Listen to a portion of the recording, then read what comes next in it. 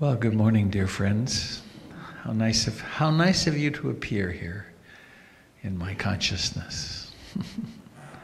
And hello to those of you joining us on the internet this morning and in recordings in the future. Nice of you to fit in that little box up there and come join us as well.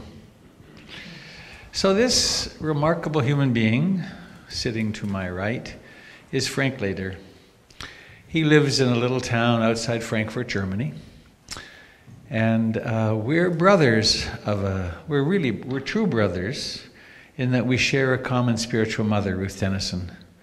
Decades ago, Frank was traveling around as a young man and went to Brighton Bush Hot Springs and encountered Ruth Denison. And he then, over all this time, until her death a couple of years ago, visited once a year and was very, very involved in Ruth's life. We hadn't met till the end, and it was quite a remarkable encounter to discover that we had each other. It's kind of like, I was adopted and you were adopted, and it turns out we were both from the same place or something like that. So Frank is a very kind, loving man with an incredible depth of meditative experience. He's also the founder of the Touch Life School of Massage in Europe, and he and his wife Kali have trained thousands, 2,000, 3,000, more than 2,000 people in this very mindful approach to massage. And so he's brought the worlds together, the Western world of contact and touch and science, and the Eastern world of practice and Dharma and the Brahma. We taught together a workshop yesterday on the Brahma Viharas, on loving kindness, compassion, sympathetic joy, and equanimity. And as always, we learned some things from each other, and it was really a blessed day, a beautiful practice. So he's going to teach this morning.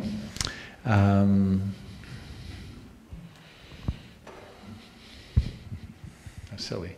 Jim Dalton is ill.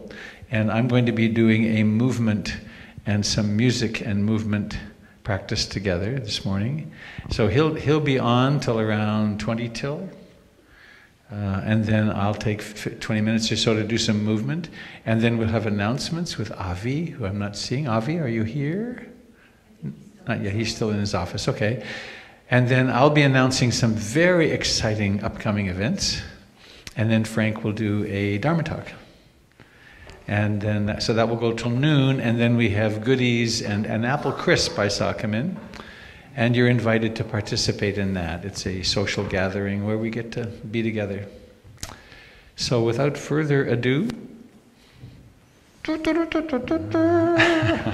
Frank Leder, fresh from Germany. Almost. I entered the country 6 days ago, so I already feel like an Oregonian, part of me. Thank you very much, Robert, for your kind words and introduction. So, I will have time later to speak to you, and I understand now is more the meditative time. And I want to facilitate this a little bit by reminding you to put your attention, your mindfulness to your body, your breathing, and other things that are going on. And towards the end, I will read you some lines from that somehow connect to our workshop yesterday, where we were, as Robert said, focusing on the 4 heavenly abodes. And this could be a nice way of finishing or deepening your meditation this morning together. So, please feel free to open or close your eyes, whatever feels good to you at any moment during our time together. And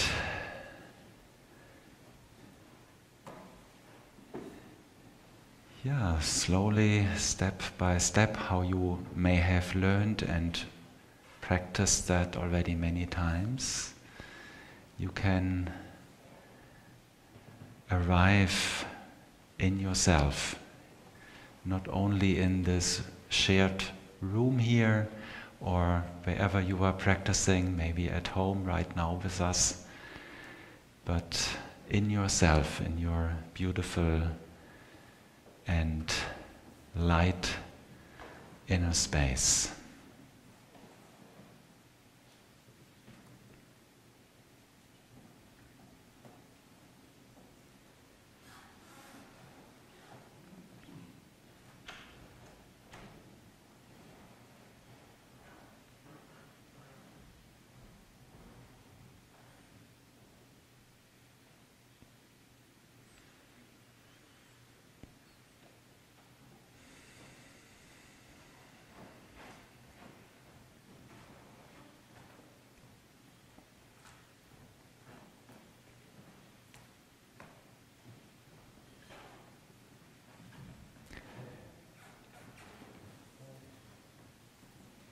Yeah, and there will be sometimes some sounds from other brothers and sisters who may arrive a little later or who have the needs to shift or find another place.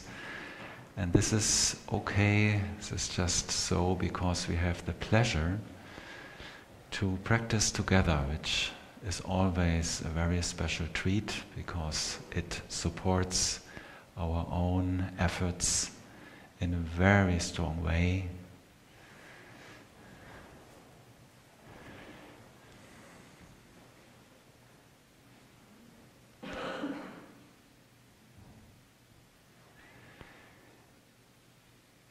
So with your kind attention, your mindfulness, just once again welcome yourself, welcome your physical sense space, your body and the way it has arranged itself on a chair or on the floor, supported with your back leaning against something or sitting free in space.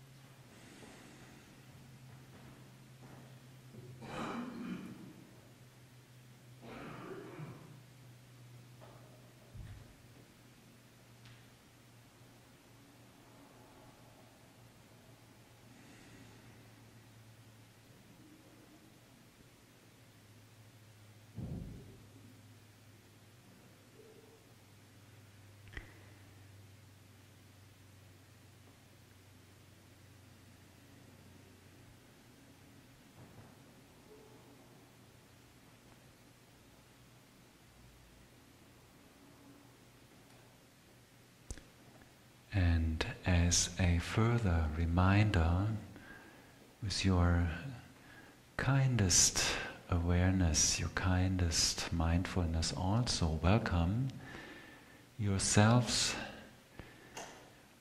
on these levels of feelings and thoughts and maybe emotions, whatever is going on in your mental realms inside. Just also be welcoming to this part of yourself. You may want to name these phenomena or just be aware of them as they are arising and passing.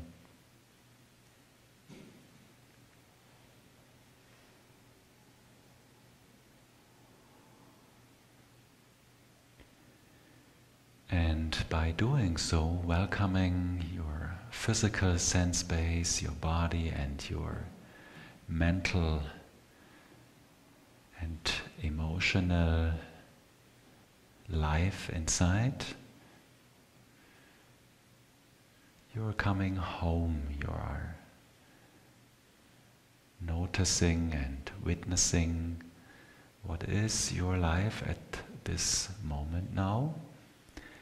And part of this, you will have noticed it, I'm sure, is also your breathing. And I would like to remind you of your breathing as well at this moment. And just sense that, feel that in your body, how your breath is touching you inside. And if you want, if you can, relax into that breathing movement, the in and the out.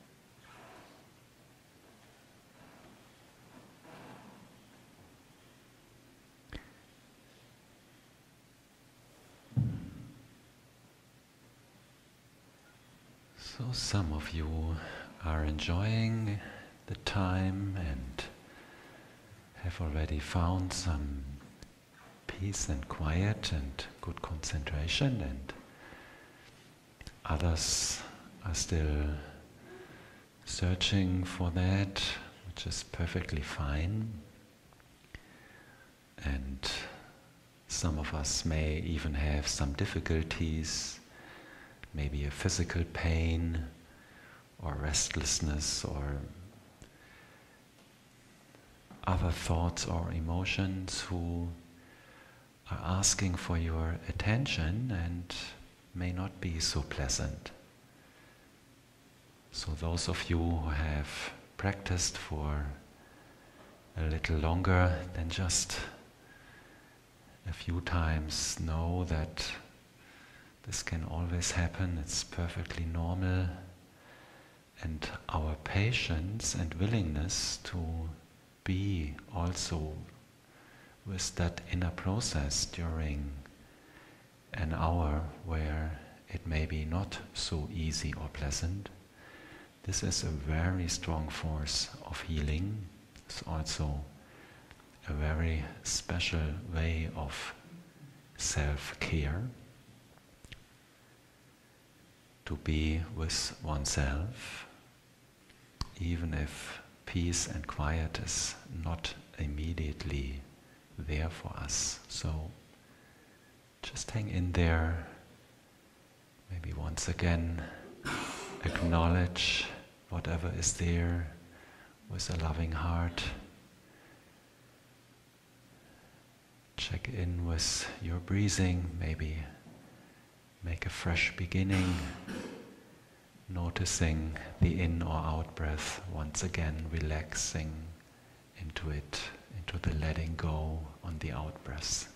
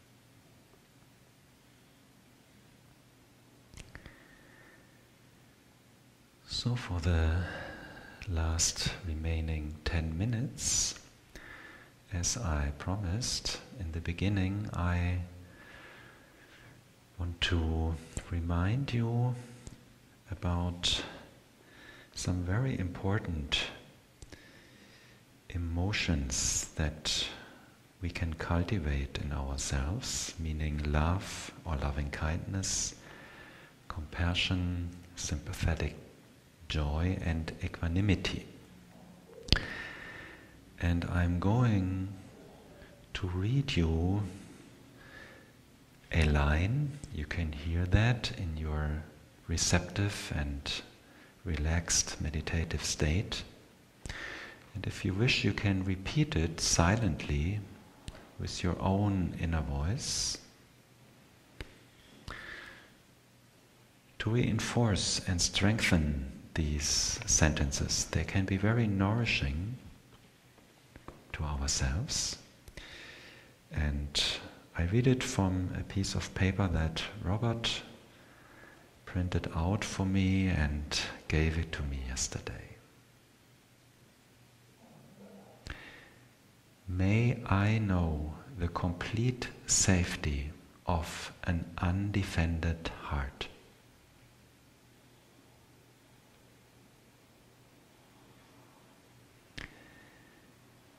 May I know that joy is possible in this very moment.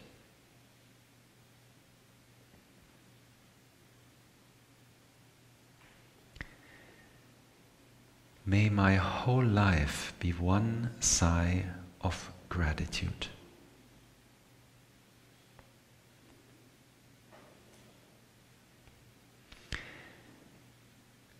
May I love myself and my experience exactly as I am in this moment.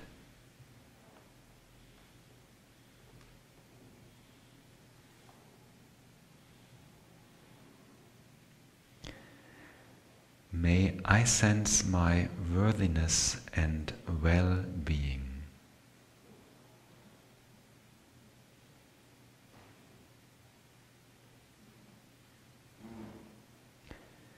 May I trust this very world I'm living in.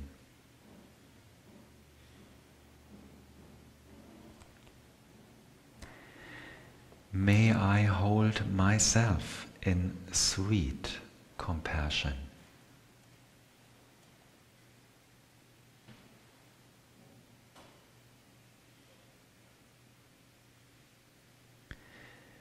May I meet the suffering and ignorance of others with compassion.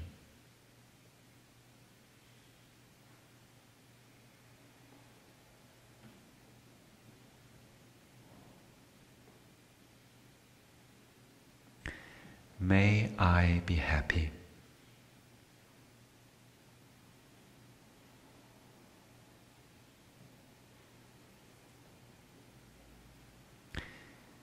May I be free from fear and danger.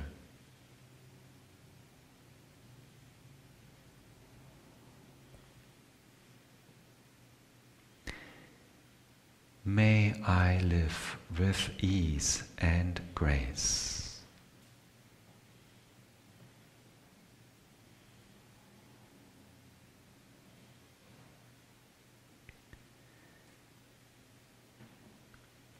May I remember my true great nature.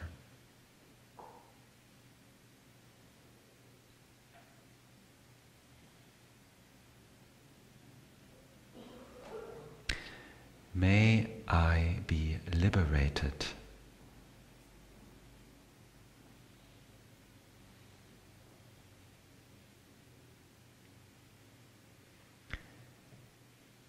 May all that which arises be transformed into wisdom and compassion.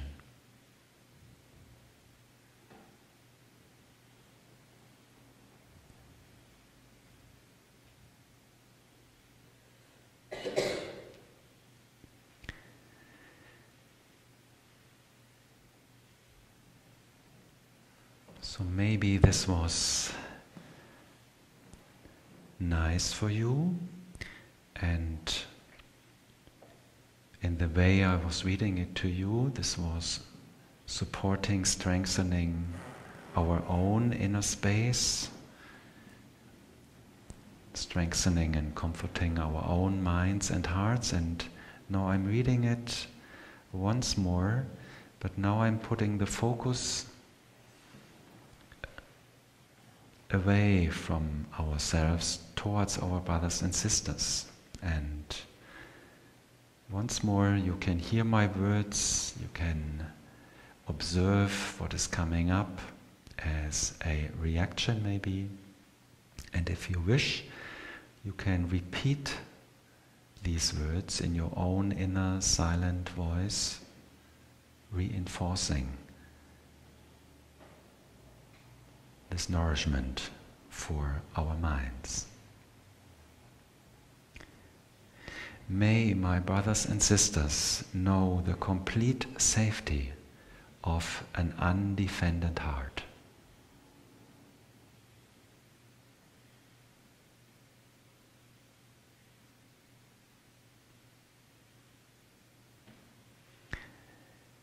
May my brothers and sisters know that joy is possible in this very moment.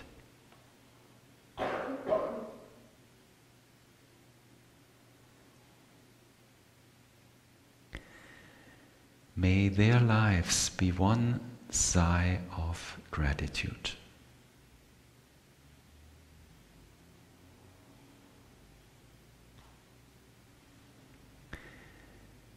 May my brothers and sisters learn to love themselves and their experience exactly as it is at any given moment.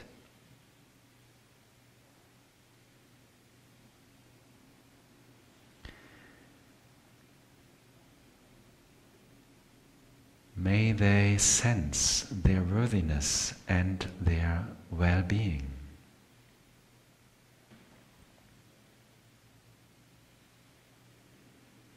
May my brothers and sisters trust that this is a safe word.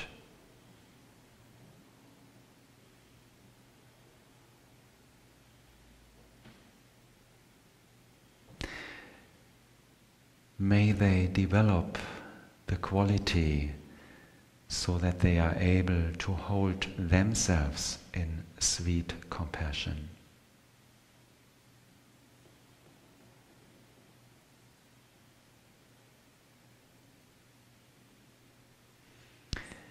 May my brothers and sisters meet the suffering and ignorance of others with compassion.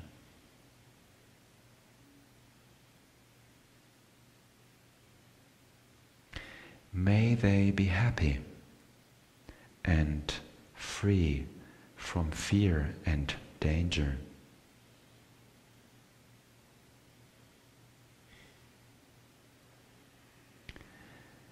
May my brothers and sisters live with ease and grace, and may they all remember their true great nature.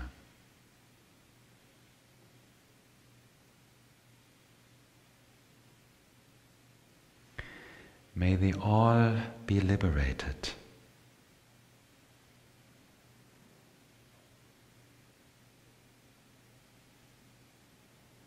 And may they all be safe on their paths to transform that which arises into wisdom and compassion.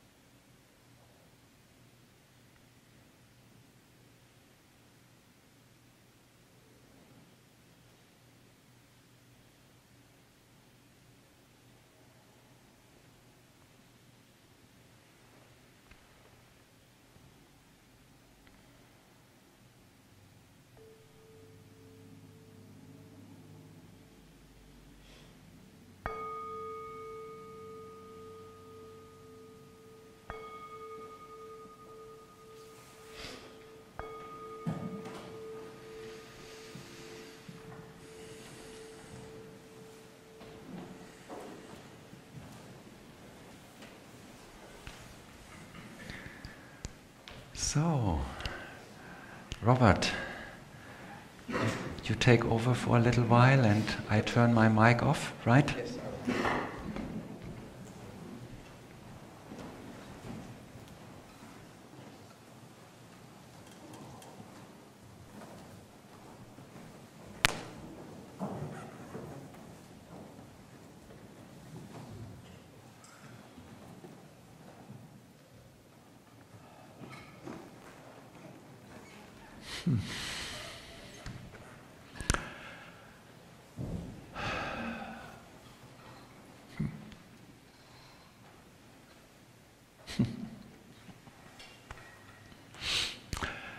Our shared spiritual mother was a genius in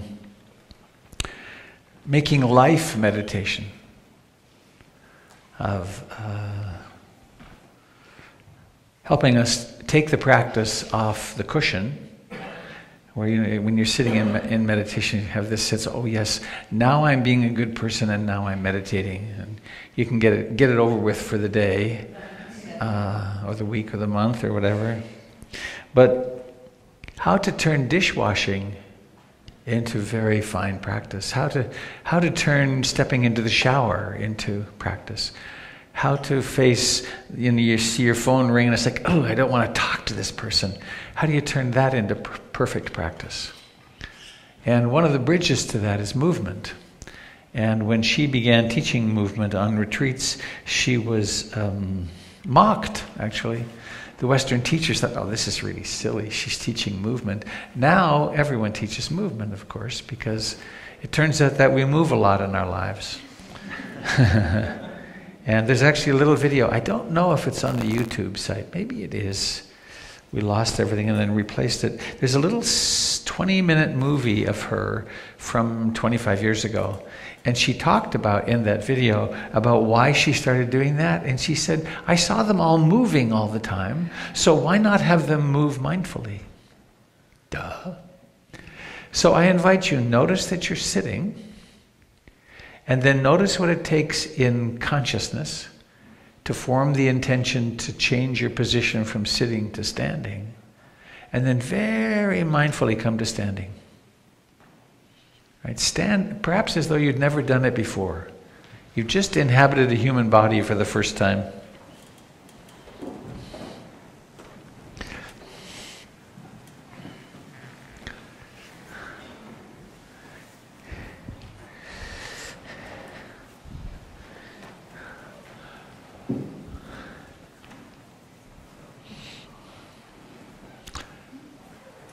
And one practice that Ruth did with some frequency was the practice of shaking. So I invite you to begin with one finger. Let one finger shake. Be very present with that, and then also be aware of your feet. And then let another finger, or all your fingers in that hand, wiggle and shake. And then let your wrist become involved. It's as though the shaking sickness is gradually taking over your body. And then let your elbow get involved, and then your shoulder, and then let the whole thing start traveling around in space. Notice how it's hard to hold the rest of the body together or still at the same time. So let this arm suddenly stop. Standing. And then let's start with the baby finger in the left hand, and notice how present you can be to that. And then the fourth finger, and then the middle finger, and then the index finger, and then the thumb. And actually, let's pause for a moment. Just stop and watch up here. Watch this. I'm going to do something really remarkable. You know, people want to develop psychic powers and move matter at a distance. Watch this. With a mere thought. Isn't that stunning? You too can do this. If you just think about doing it, raise your hand up and practice psychokinesis. How do you do that? I bet you really have no idea, right? You will it. What does that mean? You intend it, and then it moves. So then let's let both hands and arms do their dance.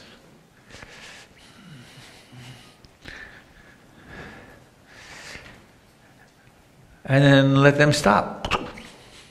Present. When your mind goes off to something else, come home to the body. And let's start now with the right foot.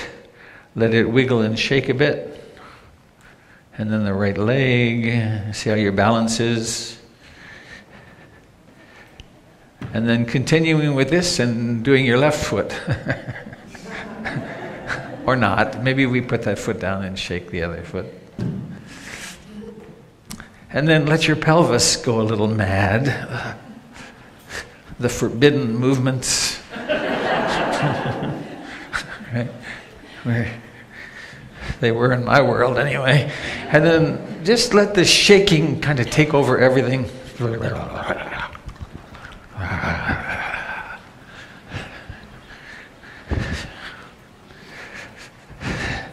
And explore the space around you with the limitation of persons on left and right.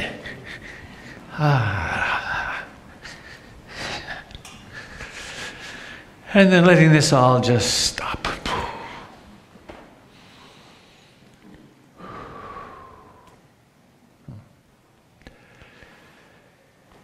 Standing. 4 great postures for meditation: sitting, standing, walking, and lying down. And then everything in between. And now letting your body sway from one foot to the other. And let it be kind of graceful. Let your arms move in a graceful fashion, and let the body bend a bit. And imagine that you have little lights at the tips of your middle fingers. And notice the beautiful curves they make.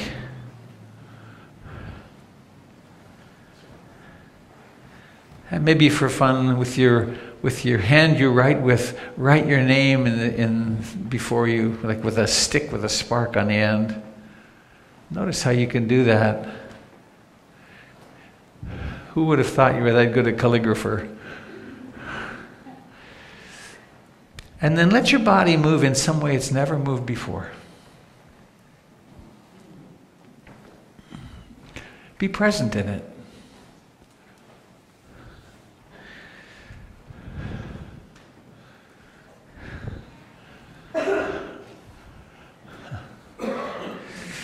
And now swaying to left and right, let's let these bodies start walking, and then walk randomly around the room. Be aware of left, right, left. But don't stop your arms. Let yourself be graceful, filled with grace.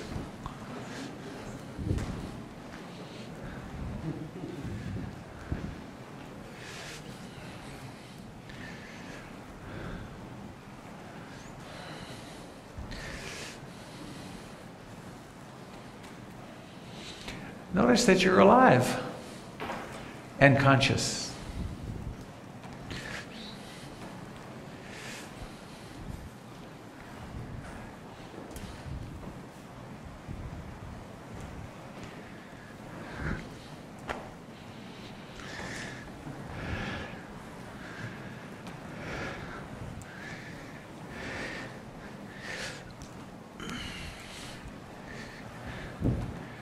When the mind wanders, come back to walking, come back to being present, your feet touching the floor.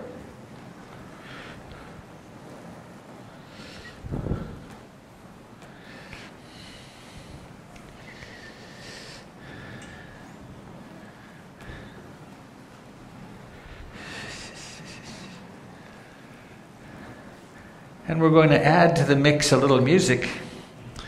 See what happens when you allow the music to assist you in moving. This is a piece by Nick Johnson, one of our PMC musicians.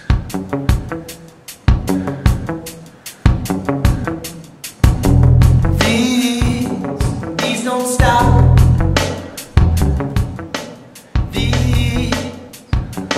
These don't stop.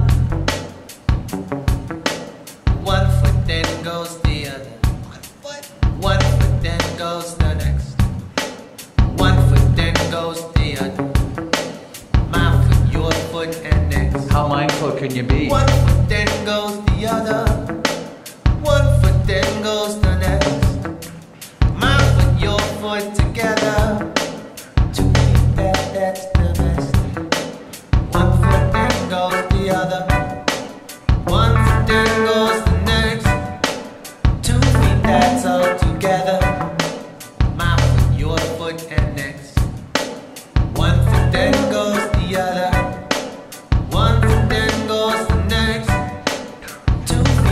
that's all together.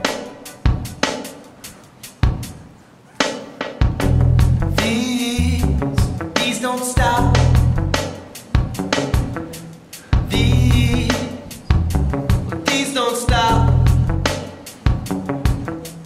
One foot then goes the other. One foot then goes the next.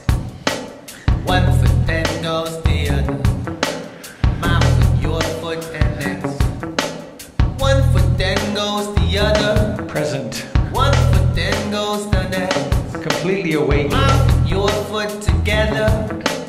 2 feet, that's the best. One foot then goes the other. One foot then goes the next. 2 feet, that's all together.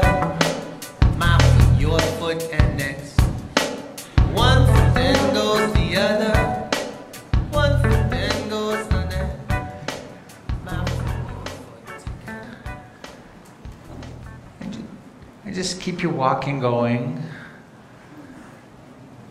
Events happen in our lives, we can be mindful of them, and then they're gone. And then there's another one. You can always have your body to plop back into in any moment.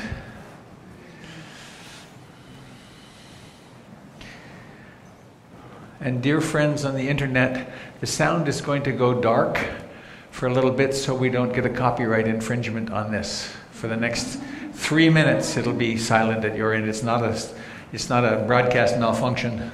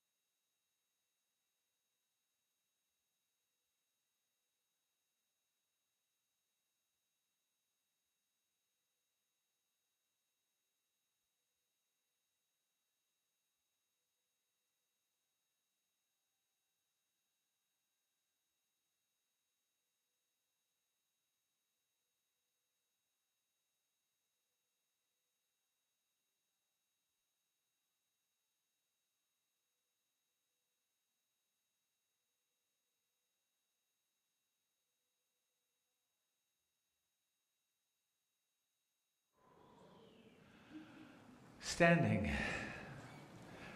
Breathing. Is the breathing different?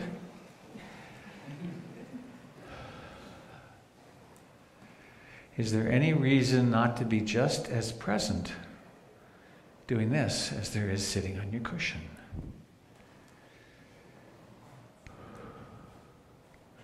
Feel the life in your legs and your pelvis and your torso, your fingers and hands and arms.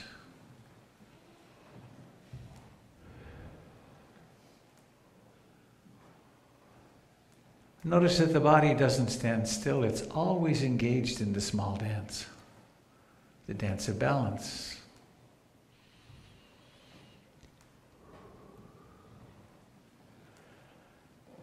And then let's together just do a little bit of follow the leader in a Ruth Denison style. Very simple. Exhaling on the way out. Breathing in.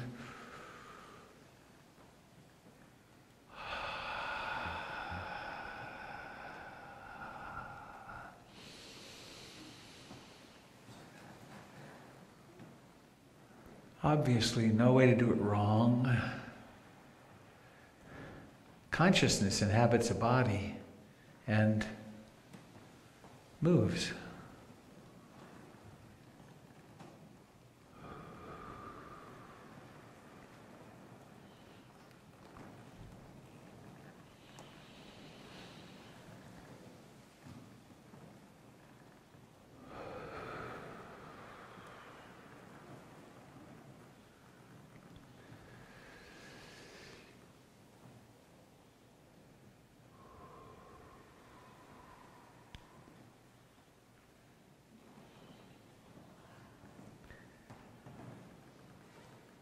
And now, don't lose consciousness. Notice that the invitation is find your way to sitting again. But there's a tendency, oh, that's over, let's go on to the next thing. But instead of that, oh, how do I get there? Well, an intention forms, an image arises in the mind perhaps, and then I move in the direction of doing that. So there's no interruption of our presence. So please do that. Make your way to sitting. Thank you to those of you on the net who bore with that silence. That music is from Leela Gilday, who's a First Nations person from Nunavut in Canada. She was on her way to an international, successful international career in opera, and she decided that her people needed her, so she went back. And the singers are her family. Very successful musician. Avi. This one? The other one? This one? Yeah. Just about this. All right. Like that. Good morning, Sangha. So the question is, how do I remain conscious giving the announcements? Don't know about that. We'll see.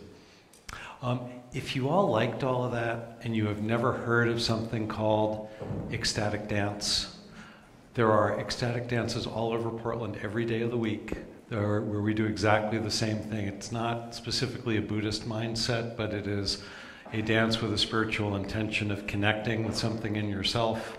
It's very affordable, there's no alcohol, and it has a good container. And if you look on ecstaticdancepdx.com, you'll find all the ecstatic dances in Portland.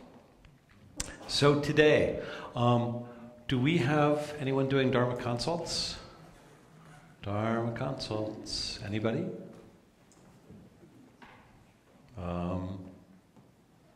Okay, doesn't look like there are any Dharma consults today. Maybe next week.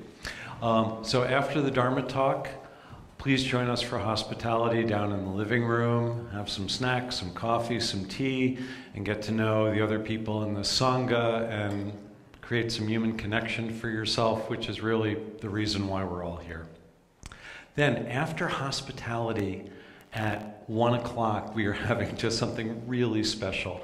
The Traveling Lantern Theater Company, which is run by our good friend and Sangha member, KB, has gifted us with a special performance of the story of Ebenezer Scrooge for families and kids. That's going to be at 1 o'clock. And it'll be about 40 minutes. Then there'll be some question and answer afterwards, then cupcakes for the kids after that. And so feel free, even if you're a grown-up, feel free to come and sit. Which reminds me, we're going to need to do something special with the chairs and the cushions and stuff. So when we're all done with everything, leave the cushions and the chairs. I'll just have a few instructions about some ways that they need to be moved. For the rest of this week, this evening we have a sit at 6:30 p.m. with Gregory. That'll be here. On Monday, tomorrow, we have a Beaverton sit with Jim at 7:30 p.m. The address and all that information is on the website. On Tuesday, we have an AM sit here at 9:30. We also have a Tuesday PM sit, the Boundless Heart sit with Gary at 7 p.m. And then Thursday night, we have a PM sit with Doug Pullen at 7:30 p.m. In terms of other things that are going on, there are apparently plans afoot for a New Year's Eve sit, supposedly, and I think there will be more news about it on the website very, very shortly. There's going to be a men's retreat on January 13th. Jim is going to be doing one of his Qigong half-day retreats on Saturday, January 20th, and then we are very excited to be having a visiting teacher named Pablo Das coming to gift us with his teachings on Saturday, the 27th of January, I believe. Have I forgotten anything? I have a couple of things. Okay. Have a good day.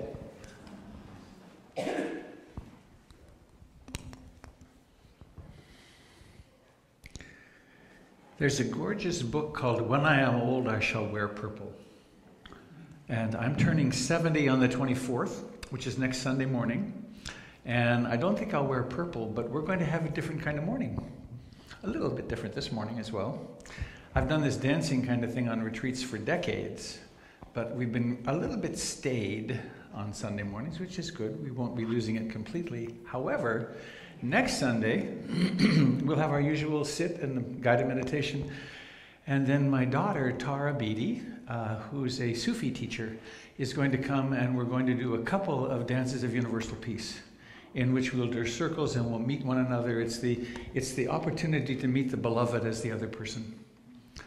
And maybe there will be something else, but that's part of celebrating my birthday on that day. And then New Year's Eve has evolved. The process for New Year's Eve has evolved in the last day. I have to talk with Gary about timing, with whom I'm doing it. But at something like 9 o'clock, maybe a little earlier, we're going to gather for a sit, maybe half an hour, and then we're going to do a grief ritual.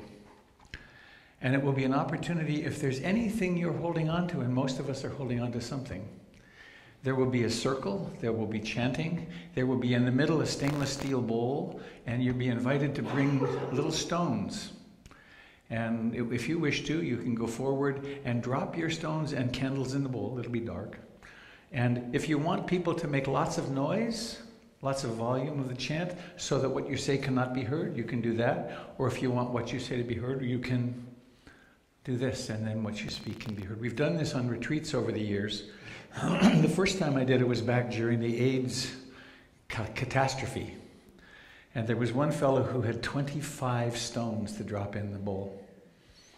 And it's a remarkable opportunity to open up to that which we're dragging with us because we're afraid of what's in the bag. So we'll do that, and then we'll move through that, and there'll be a little dancing, and then we'll do a ceremony of aspiration and intention, maybe writing down our intentions for the next year. And then we'll have ceremonial entering into 2018, imagine that. So you're invited to those. And also New Year's morning, I'll be teaching again, and it'll be a more traditional sit, but we'll have a little festivities to honor the end of the year, and maybe something about intention for the next year. So, fun, huh? Yes, Jim. We're also going to have a service the day before Christmas. The 24th, that's the one I'm speaking of. Yeah. That's a sacred day on the earth because it's my birthday. I was aiming at the 25th, but You know, imagine the grandiosity if I landed on the 25th. So, Frank, come.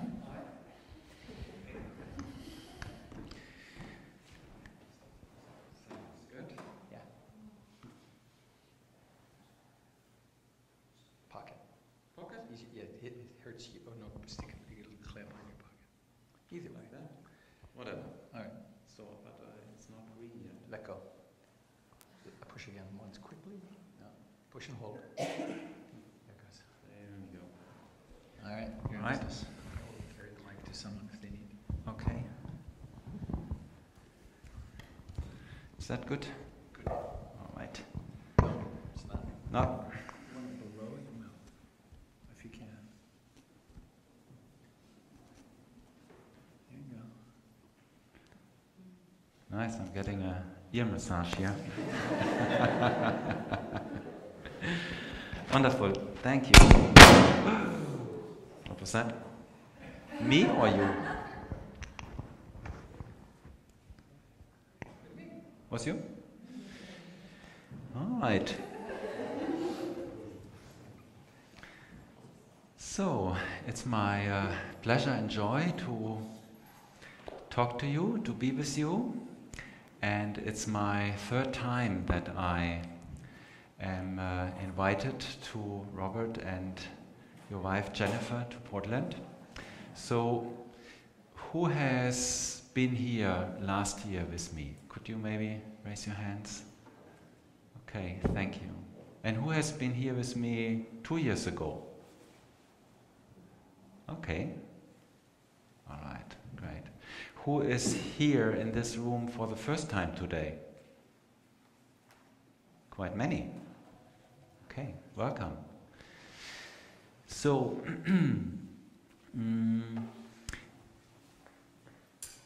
those who heard me speak 2 years ago may remember this, and I would like to start with that little anecdote. That was the time when there were many people coming into my country, Germany, as refugees. You know, there were a few months where every day 2,000-3,000 people entered my country because where they came from was really bad trouble. You know, their lives were in danger, and so I think at that time maybe 1 million refugees entered Germany within 8 weeks, and that was on your news system too. But the way it was presented here, it felt like Germany, you know, is drowning with people. And when I had entered your country then, 2 years ago, I was filling my rental up at a gas station, and the very friendly young man somehow sniffed that I was a foreigner with my accent, so he said, "Where are you coming from?" And I said, "From Germany." And I said, "Come on over, it's a nice country." And he said, "No, not now, my God, not." I said, "Why not? What's the problem?" He said, "No, must be dangerous over there with all these people running over your border. I'm afraid to come now." And then I said, "Well, you don't have to be afraid. Our country is big enough, and we are not going shipwreck here with just 1 million people coming for a short visit. You know, they will go back to their homes when it is possible." So that was the little anecdote, and it showed me how different perspectives can be. And hearing a little bit over the news, which is, you know, a very selected piece of information, can create very strange images about a place where you have never been in person or where you don't know anybody personally who could talk to you and share about what is really going on. Now, 2 years later, when I told my friends and students at home I'm about to pack my suitcase, you're already guessing, huh? I choose to spend my free time of the year over there in the United States of America. I will visit Oregon and California. I want to meet friends, and I have some work to do there, contribute. Many people, sort of were scared. What? You're going over there now? Can you not find a nicer country to spend vacation? A safer place? And so many people really, said, have a good time and, please come back healthy and in one piece. And I said to them again and again, look, I feel perfectly safe to go over there. I'm very curious to meet my friends. And the people that I'm likely to meet belong to the majority of American citizens who probably suffer and experience some stress, just like we do about the people who are in charge of your government now. And I reminded my friends, in these conversations, that there has been a vote, and that by some strange laws, a person is now in power who was not even voted by the majority of votes when they were counted. You know what I mean? So it is very easy, if you are far away from a country, from people, to get judgmental or, think these Americans are on a strange path now, which is a very gross statement to make. Because who are these Americans? Everyone is a single individual being. And so this was now, another anecdote. Who knows what I will say next year or the years to come. And I'm here since 6 days, and really without any exception, I have only met friendly people. And I'm really curious how you are coping with the political changes. I guess it is difficult.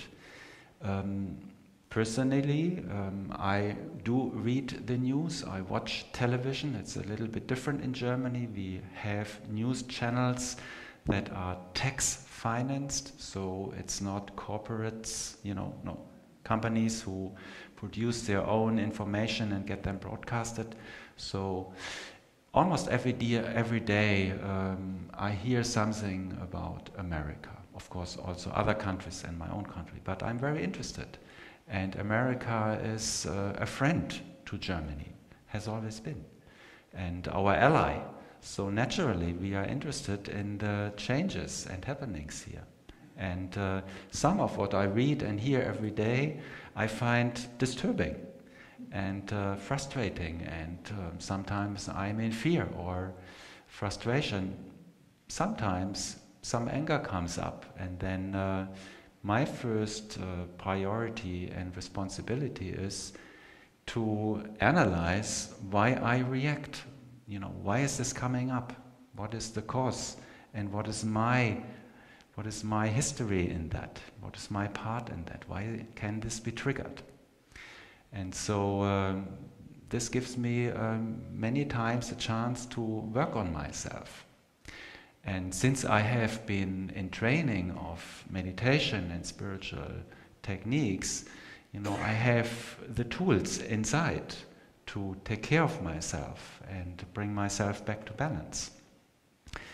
And I think this is a good way to, own the personal reaction to something that is happening out there, then try to find balance, harmony inside again, and then think about action and think about how can I help, how can I contribute, how can I, make things better, how can I help balance a difficult situation. So that's how I look at it.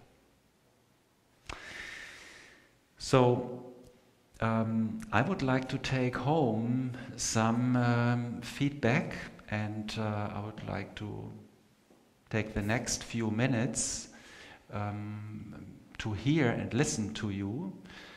My question is, what works for you? From what you are learning here on your spiritual path, in your meditation, how can you apply that to an obviously difficult situation that can be frustrating or hurting or, bring up fear? And it is not what we want. We would like to have it different, I'm referring to the political and things like that, which are on the news. So how do you keep your balance? How can you put into practice what you have learned on your cushion? And so my invitation or my wish would be that, you don't take the mic and analyze the political situation, but that you actually speak from your heart how you can stay a loving person and be productive and creative and helpful to yourselves and others. And so which strategies really work for you? So my ears are open. Whoever would like to share, I would be happy to hear. This microphone works by speaking in like this. It doesn't work like this. Directly in the top. And please say your name. Hi, Mark. Hi, Mark. Hi. Well, it was really difficult when he was elected, for me personally. And there was so much ugliness with what was going on at the time. And I ended up looking at myself. And I started to see the same ugliness. And so it was revealing. Thank you for sharing. That speaks to me.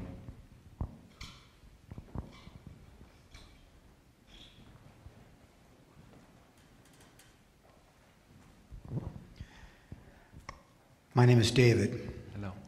I have been reviewing my limited understanding of right view, which is strategically placed as the first step of the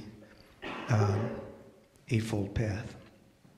And I say limited because it's a process that continues. Right view, right view.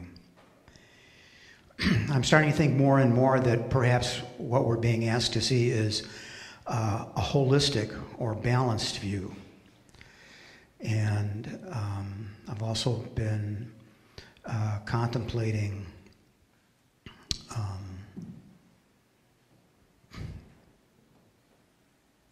that maybe partly what's being pointed at is to not have a fixed point of view, or put most simply, to have an open mind. Thank you very much.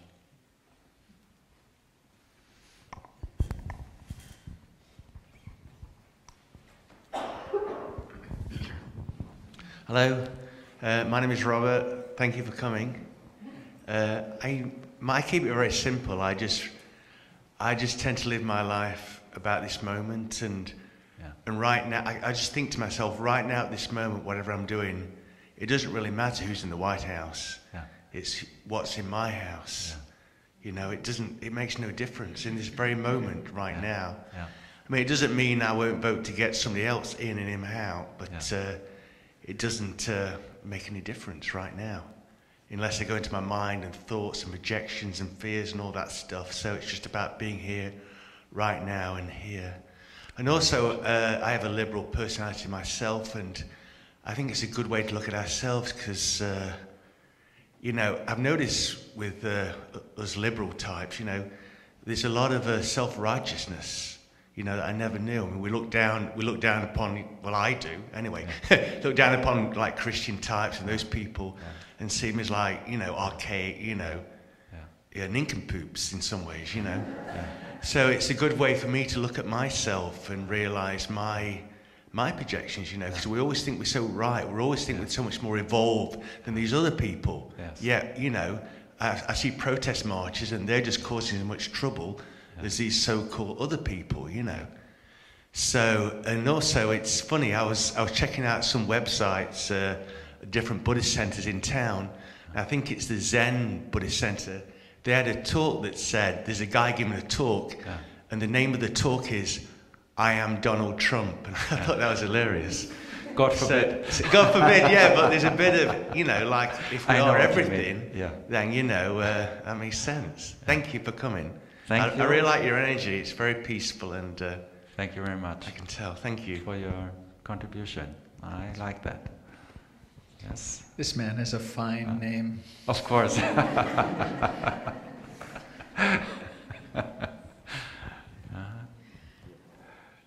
I guess, my name is Cricket. I guess it makes me think two things. One is that you have to accept what is, and you know, we can't go back now and change what currently is. We only have control over the future. And the other is to constantly remind myself that nothing is permanent. Very good. Thank you very much. Yeah, good one. Thank you. Hello, my name is Gina. I'm trying to be really aware of all of the people all of the women who are sharing their stories right now about the sexual harassment they've experienced and misconduct, whatever, in the workplace. And how that dynamic plays out in our everyday lives. I think it's an important awareness to have. I think it's important to shoot these women a lot of love through our hearts, a lot of healing energy, and most importantly, a belief, you know, in what they're saying, regardless of their political affiliation. Thank you. Yeah, thank you very much.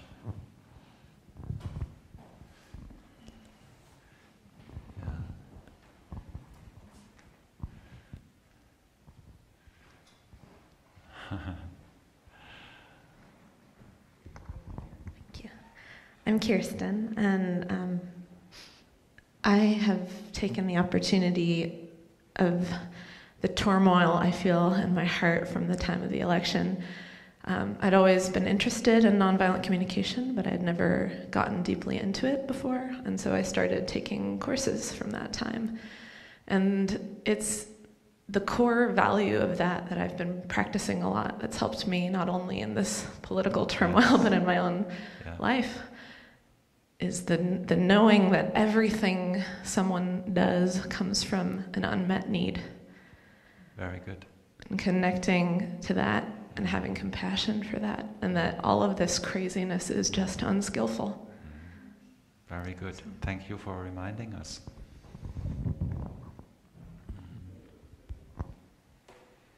Hi, Frank. My name is Avi. There are really two things that I'm thinking about. The first one is that in my life, the way that all of the turmoil in the United States plays out in a way that immediately impacts me is the conversations that I see among my friends on social media and in conversations that I have with them in person.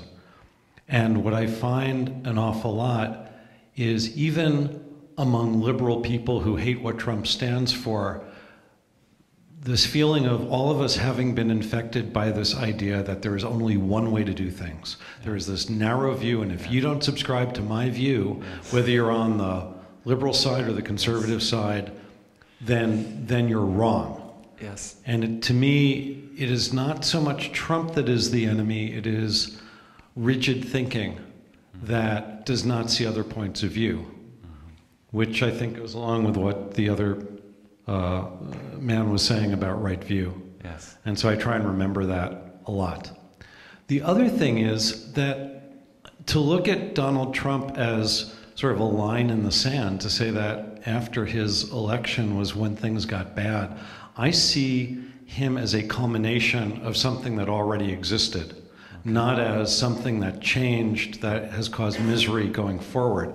And so I know that as a white male, for the last few years, especially because in the United States you are probably aware not only of the Me Too movement, but also of the Black Lives Matter movement. I've been going through a couple of years of really assessing where I am as a white male and my privileges and the way that that puts blinders on me and the things that I don't see. And now with the Me Too hashtag movement, seeing as a man where my blinders are and what assumptions I've made about the way that I relate to women. Thank you for being so open to question yourself. Yeah. Thank you.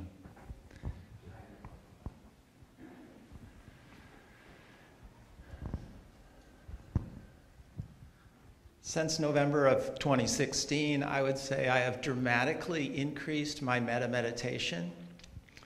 And in particular, there has been one person that I have considered as the enemy.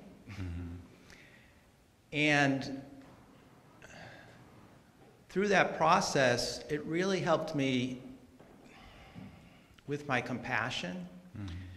And more recently, I've really come to understand the fear that drives some of the behavior, the greed, especially. And so it's easier through that process to have compassion for people. And I feel like that's what will help us much more than confrontation, which is unfortunately what seems to play out quite a bit in the media.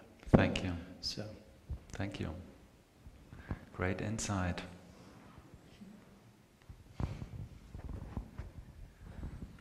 For me, my practice is to try to achieve common reality with my nemesis and finding an understanding of how could I possibly feel and do what they would feel and do under the same conditions. And I've been hearing a lot about Trump as the lightning rod to how those missed paths that we would not take. But I truly believe that I would have done the same thing. If I was under the same external conditions and also of having the same internal landscape. And I think Brené Brown brings it together when she says that in times of uncertainty, we gravitate towards certainty. And I think Trump represents that statement. Thank you very much. Yeah, you really went deep in your observation. Thank you. Yes, hello. When I first heard the news, the feeling that I got was that I feel like there was a festering sore in the United States that I wasn't aware of in the bubble of Portland, Oregon, and that come to light that even that many people elected him, that there were a lot of people that weren't feeling good about their lives and where they were going, and that maybe the hope is for me that that's the catalyst for us to actually take more action in a loving manner and to come together, that like a sore, it needs to come to the surface and be cleaned out. And we had an undergoing problem that I did not realize existed to the extent that it does. And that my hope is that it will move forward, we can recognize it, and then through loving compassion, eliminate it. Thank you. That's the perspective of a true healer. Thank you.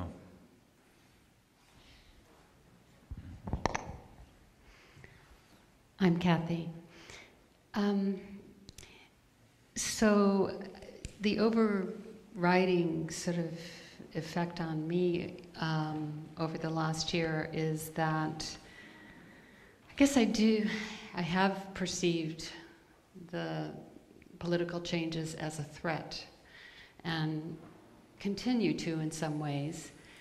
Though I struggle, not always successfully, with not trying to make enemy images out of Trump and his allies, and to fall into the partisan politics, and I've been a little over obsessed with news and try and not to fall into that stream. At the same time, what it's done for me is just as threats end up concentrating your intention. And for me, it's led to a clarity of vision and intention about our larger society, the role we are obligated to play in it, and the way that we have to stand up in a loving and compassionate way, and with true listening, as much listening as we can do to all the other points of view, but also not losing our values, our clarity, our intention. And to me, that's right action and it's right intention. And I still try to figure out the way to, sort of enact it in a truly compassionate way. Yes. But to me, there's no question that that's been the effect. Thank you. Right action, right intention. So maybe two more. Yes, son.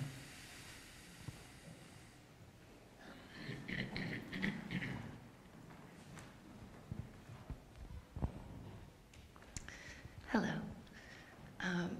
So when I found out about the election, the threat and the sense of unsafety was something new for me. And it reminded me of the gratitude for actually the system that we have and rights and freedoms that I hadn't paid attention to in regards to my own body, and recognizing the need to appreciate the people who've come before to build that and to be a part of that legacy of continuing forward. Also with the Me Too campaign, recognizing my own experiences that I hadn't given voice to, and the power in that vulnerability, and welcoming the shadow, and how you really can come together through that to be stronger and more connected. Thank you. It was coming from your Alexa. heart. Alexa. Right here. Good. Frank, I'm Connie. I avoid media at all costs. Okay. That is not the Buddhist way. So I'm also forgiving myself for doing that. Okay. Wow. You're double safe. Thank you. It was a nice finishing comment. I'd like to say one more thing. Please. Which is that I, most days, take enough time to just sit, where all of it becomes irrelevant. I remember my teacher in India a long time ago, he said very frequently, his name was Bhikkhu Rashtrapal. There's a picture of myself with him over of the coffee urn, and he would say, "Robert, when I meditate, I don't think of you. I don't think of anything. I just sit." And I think that's foundational for being able to enter great peace on a regular basis, to just stop. And then the system heals, and that strengthens us for any action that we do take. Yeah, thank you. All right. Thank you, everybody, for speaking up. I think that is very courageous to raise a finger and take the mic and, speak to so many people. And every single one, I think, was contributing very beautifully. I mean, all your strategies, I thought yes, and yes, and yes. I mean, I would do the same thing. And they were reminding me how many, options, how many tools we have to use a difficult situation to learn and become wiser, stronger, overcome it, and, make it as part of our path. And so you are really in good shape, I must say. And I will take that back. And anyway, it's on the internet already. So, what if, more people not only could hear this, but also put it into practice? It would make us feel stronger, less hurt, less reactive, less victimized, but capable of using hindrances to move through and therefore be trained in ways that without those difficulties could not happen. So I think there was a lot of wisdom expressed here. And nobody I heard now was blaming or putting guilt on somebody or was, acting childish. If this was not so, I would be a happier person. Yes, for a few minutes, but not basically. So I think that's the way to go. Who has heard of the word Talanoa? Talanoa. Okay. So I have some good news for you. Talanoa. I think it connects to what you were sharing. And I have not heard about this word until just recently, only maybe 10 weeks ago.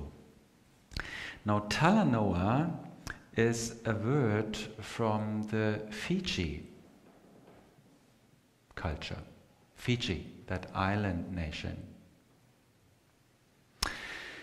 And not so long ago, 3rd to 17th of November, there was the last United Nations Climate Conference, a summit. All nations worldwide gathering. And these climate summits happen, sometimes every 6 months, sometimes every year, every 2 years, whatever, for the last 25 years. Climate change is not something that just entered the scene last year, but has been observed for quite a while. So the states, the nations, pass the stick over. Sometimes it is held in Europe, sometimes in Asia, sometimes somewhere in South America, whatever. So now it was Fiji's time. Fiji was the host. And it would have been the first climate conference held in one of those countries who suffer already a lot from the rising of the waters and the strengthening of the winds and weather and all of that. But poor Fiji does not have enough hotels to put up with 20,000, 30,000, people who belong to the delegations plus news and media people, So then my country said, okay, Fiji, you are in charge, but we house it, So they could all come to Bonn, which was the capital for Berlin, and Bonn, city of Bonn, still has a lot of hotels, conference centers, from that time where Bonn was the German capital. So they all came in November, 20, 30, 40,000 people, counting them all together. And I think my country acted really nicely because they didn't take on the stick. You know, they said, no, Fiji, you still have it. You know, we are just providing space. That was very nice. And so the Prime Minister from Fiji and a woman who then together were sort of facilitating that conference that went over 2 weeks, they said, we want to hold it under the spirit of Talanoa.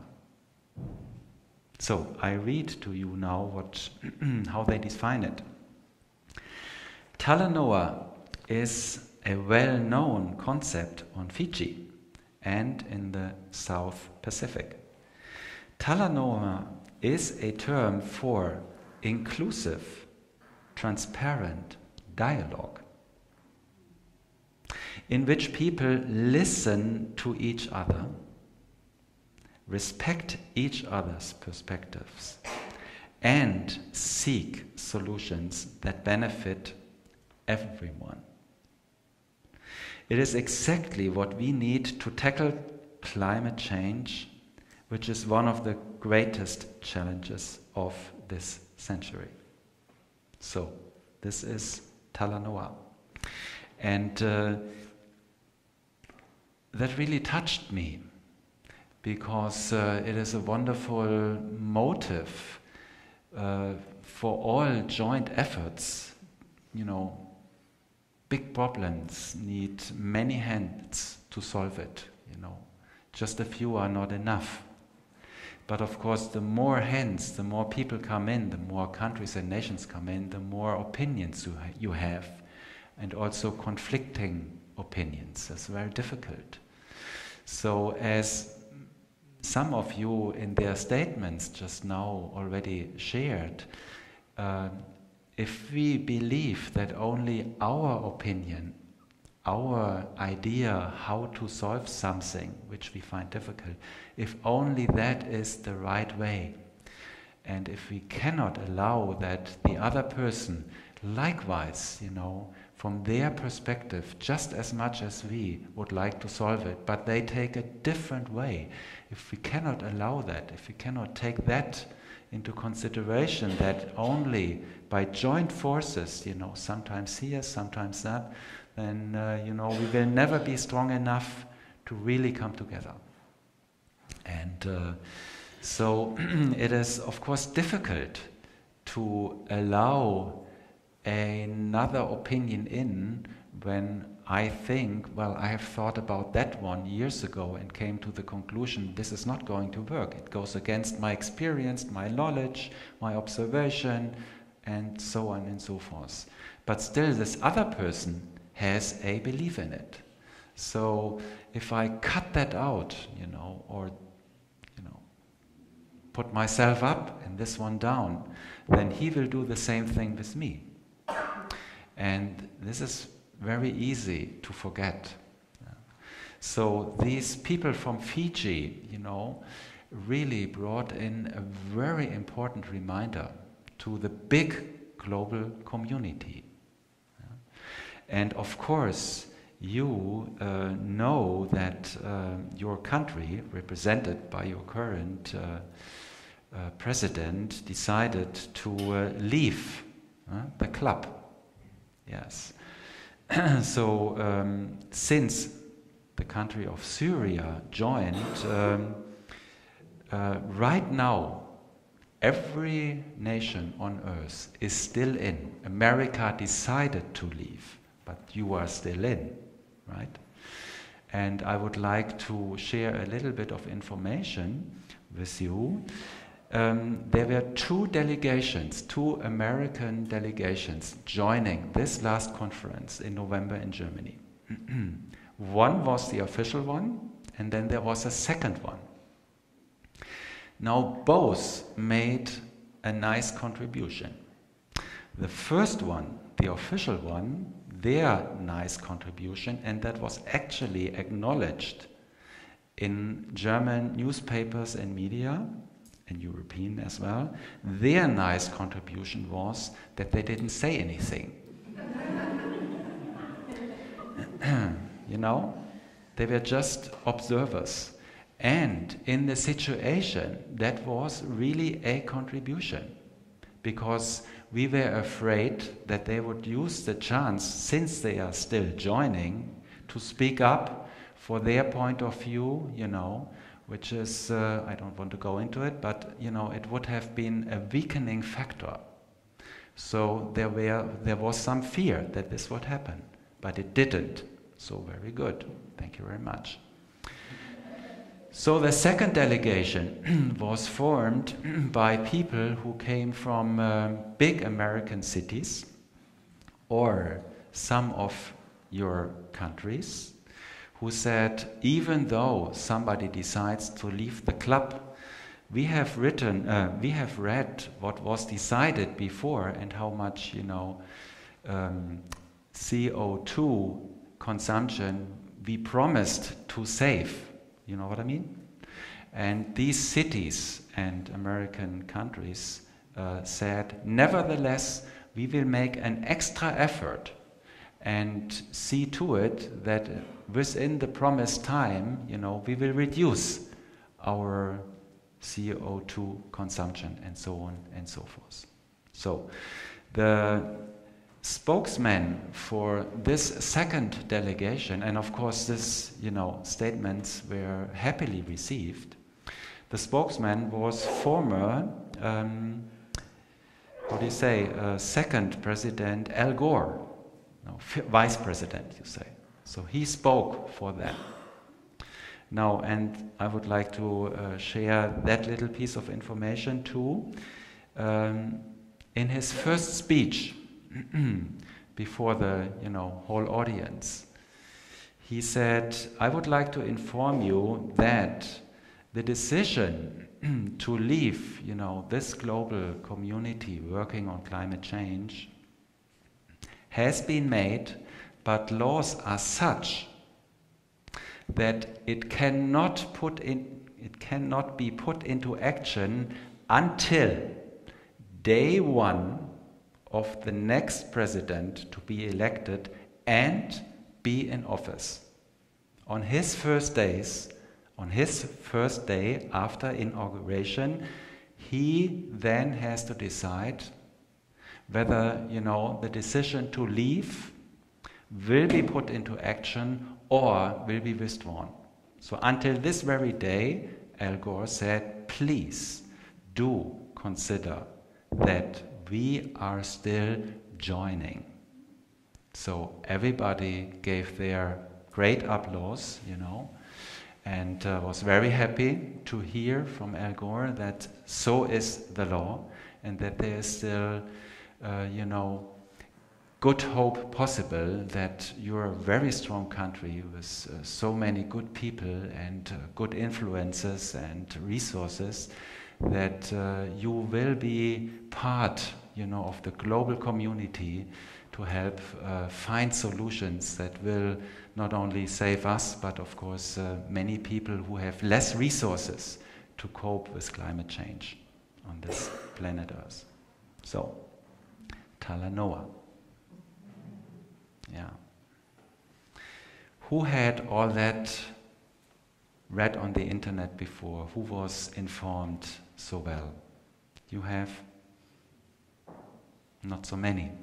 You have? Yeah. So, I have the good fortune that in Germany we have these kind of news, you know, radio broadcast, television news every day, many different papers, and of course the internet, so different sources of information. So it's not so difficult for me to spending maybe an hour every day to get information from different sources to you know, bring this all together. So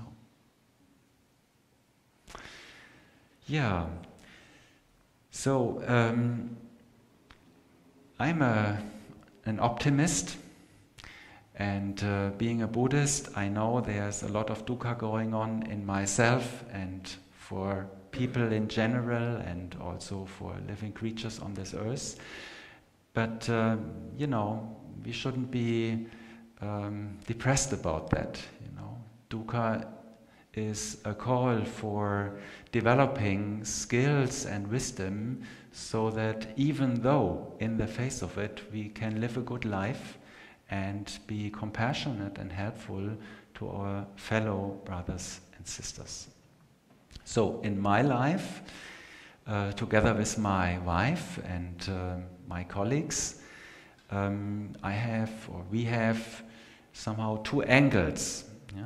We work with people, that's our way of contributing, and on one track is supporting and developing and learning about concentration and mindfulness, and for this I meditate, and for this I teach meditation.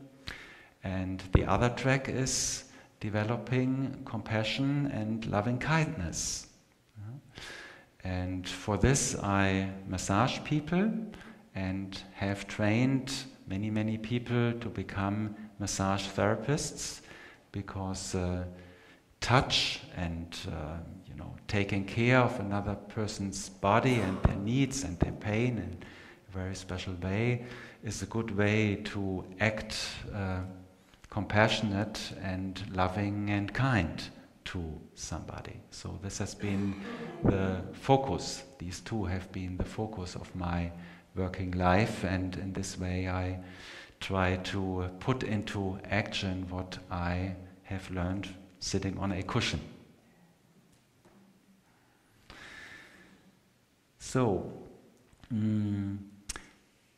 any comments at this point? We have 5 minutes left. I could answer 1 or 2 questions or hear 1 or 2 comments. Yeah, Kate?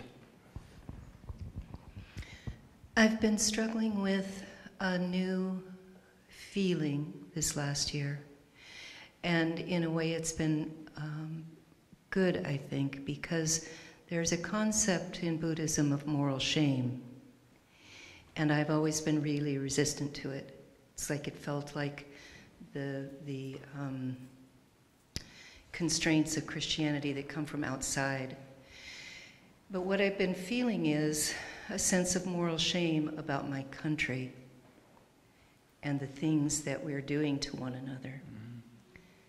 I'd just like to know your thoughts. It's been at the top of my consciousness. Yeah. It's like I'm very aware that for the first time in my life, I'm really, really not proud to be part of this society. Yeah. It can be thank you for sharing. That's also very courageous to say that. Moral shame, that's the way I see it, is a motivation to do better. That's it. If you don't feel ashamed, if you don't feel sorry, if you cannot acknowledge there is a mistake, there's, some milk spilled, where's the power coming from to get up and take a cloth and make it clean again? So that feeling of shame and guilt can be used as a motivation. Yeah. One more? There's one more? All right, you have a loud voice, go ahead. And also people in the room who can't hear you otherwise.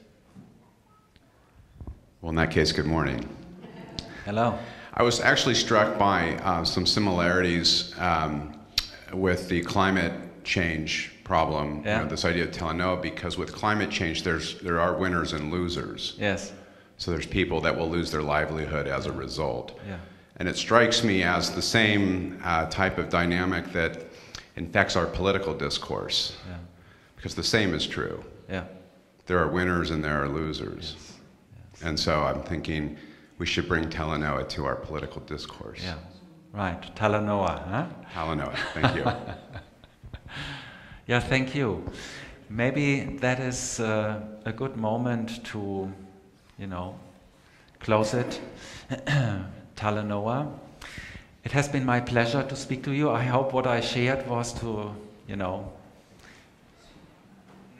that you can use it, or that it was at least good entertainment on a Sunday morning that you gave to yourself and decided to come here. And I thank you very much, Robert, for inviting me again and sharing here the teacher's seat with you. Means a lot to me. And Frank is offering several touch life massages tomorrow. He's going to use my office, and if you'd like to experience his multi-years of experience in developing this, mindfulness plus massage, come and talk to him before you go. Right, I have 3 appointments left, so that is possible for some then. How nice. Yeah. So please let us form a big circle and we'll get the kids to come in.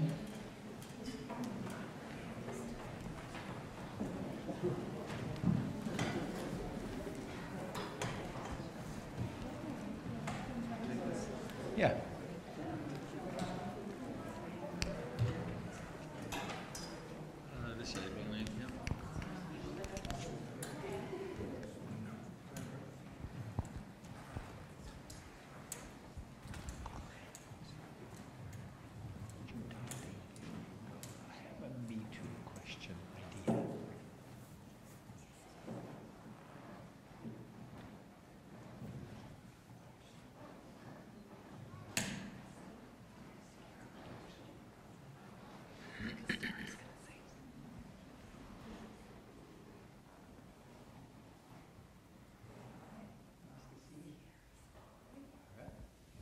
You ready for the in a moment?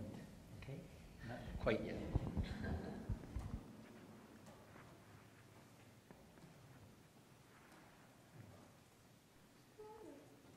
I haven't seen you in a long time. Nice to what a pretty top you're wearing too. May I hold your hand? No? Okay. May I hold your hand? Okay. May I hold your hand? Yes, okay. I see him over there. He's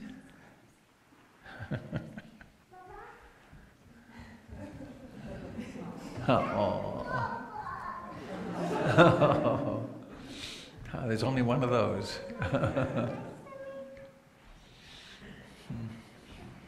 Nice. May I hold your hand? Yay, good. So what good fortune to have someone on your left and right with a hand. And they fit together so nicely. So let's reflect. These minds can think anything. So why not have them think a kind thought for the person on your left? And then give that hand a little squeeze and wish this person well.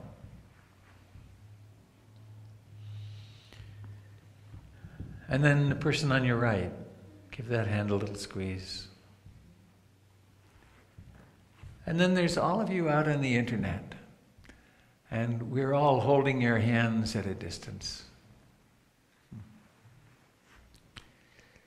So our hearts can incline toward wishing well, and they can contract into wishing ill through ignorance. May all beings everywhere share in the merits of our practice today.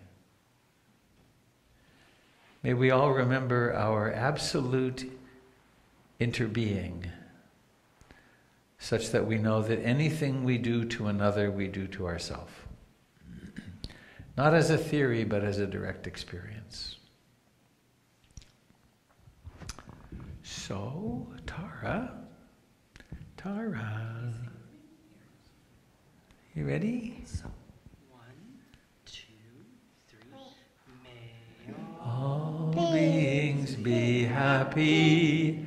May all beings be happy.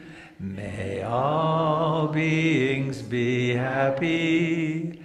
Sadhu, sadhu, sadhu.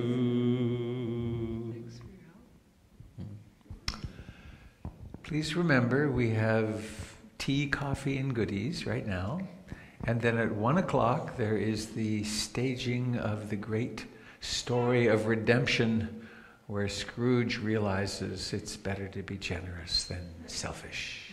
It's an old Buddhist tale. So now, everyone in the room gets to make a wish. And then we all take in a giant deep breath, and on the count of 3, we blow out the candle. Ready? You ready? 1, 2, 3.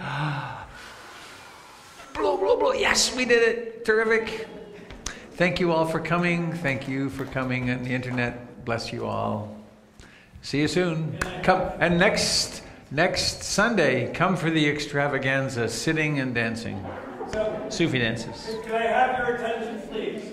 So in terms of cleanup, if we could leave it basically this way, but if we could move the first 4 chairs back, and if we could create a center aisle coming up this way down the center, that's all we need to do.